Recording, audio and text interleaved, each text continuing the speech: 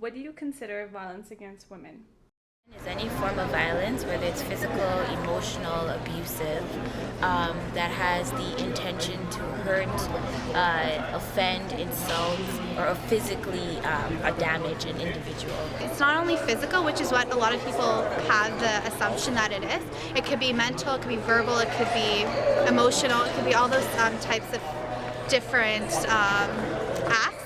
And I think that it's not really that aware. People are not that aware of it just because they're like, oh, well, you were not abused, or there was no violence against you because you were not physically abused. But it comes in all forms.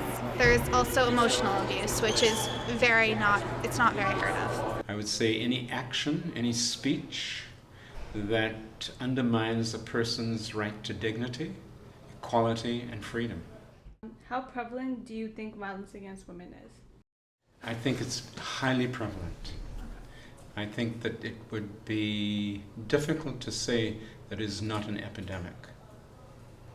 I think it's a lot more prevalent than what mainstream realize. I think that goes unreported most of the time, and I think a lot of women themselves don't realize that it's a violent atmosphere either in the home or possibly in the workplace. In terms of gender-based violence, I feel like we all experience it every day in terms of wage discrepancies and how much women make as opposed to men. Like, I feel like even though this isn't necessarily a physical act against women, it is a sense of violence in that we will be more prone to poverty or different systemic issues based on the discrepancies between women and men. So I feel like it's something that we all experience in very different ways and in very different interpretations. What do you think are the causes of violence against women? Male privilege, male privilege, male privilege. I think it starts really with the parents and especially the mother. For instance, I've got a sister-in-law whose 4-year-old son would constantly hit her, beat on her, and instead of reprimanding and correcting that action, she would tolerate it. So I see him as growing up, figuring it's okay to hit women. I think one cause is lack of awareness. I think as long as we sugarcoat it, as long as we don't accept that it exists, we're always going to be in this state of denial. And as long as we're in denial, we're not moving any way forward. And it's really important to acknowledge, like I said, violence against not only women, but women of race, women of ethnicity, all of them. Well, I think they're underlying all types of male violence against women and children. Patriarchal control, power over remains a huge part of it. There are many other things that make women more susceptible, even though it can be a woman who is prime minister all the way down to a woman who's homeless. So it can be any woman from any background, any religion, any culture, any age. But certain women are more vulnerable to abuse, and often women who are in poverty, who are marginalized, who are refugee or immigrant women. Sometimes racialized women are not taken as seriously when they report violence, or they have barriers that mitigate them reporting violence against women. First Nations women, youth is a correlate. Even being in a militarized environment, for example, women who are in police force or military have high rates of violence, sex trade workers. So there are many groups that are very, very vulnerable. How often do you think violence against women is reported? Not very often. I believe I've read it was less than 25% of cases are actually reported. Very rarely. Not quite often, to be honest. Not often enough. There's still a constant stigma about for survivors to going to the police. There's the process of having to go speak to the police as well. That's always, these things have their own issues associated with it, and so I believe a lot of strides have been taken. A lot of women have started gaining their voices, have been feeling empowered to go and take matters into their own hands in the sense of being able to protect themselves by utilizing the protection services and systemic services that are in place to protect them.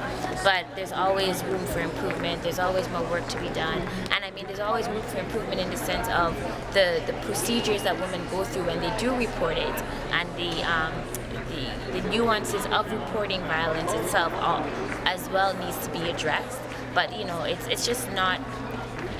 We all hope for the day that it becomes a smoother process and women do feel empowered to go and report instances of violence. Do you think violence against women can be reduced? If so, in what way? It can. Nothing is impossible. But to do so, I guess it starts from home.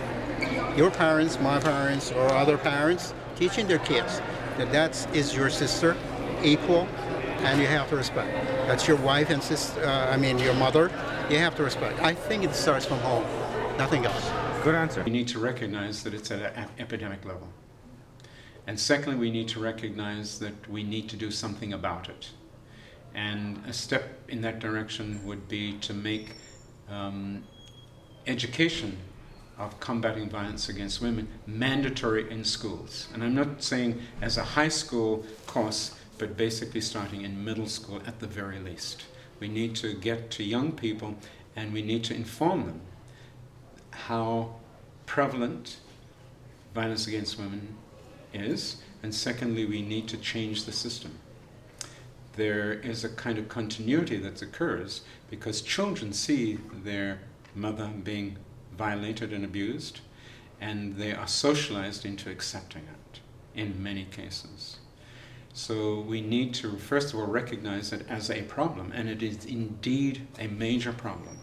It's costing Canada, for example, billions of dollars in lost time and medical attention and legal costs to ensure that we prevent violence against women. And secondly, the emotional costs are horrendous. And we need to adopt a national strategy, which is one that is effective and one that starts with children at a very early age. The unfortunate situation is that parliamentarians are not willing to go out and to make it a priority. And so consequently, women continue to be violated, and it's important that institutions such as York University are at the forefront of combating violence against women and children. Because violence against women is not simply violence against women, but it's also violence against children, because invariably children witness the abuse that occurs, and it becomes a secondary kind of witnessing violation. And it perpetuates the system from generation to generation. So I think it starts with education, it starts with an acknowledgement that it is a significant problem. We assume that it's not a problem, that it happens to somebody over there, but it doesn't. I guarantee that each one of us, as we stand here, probably know at least half a dozen women who have been abused or are in abusive relationships.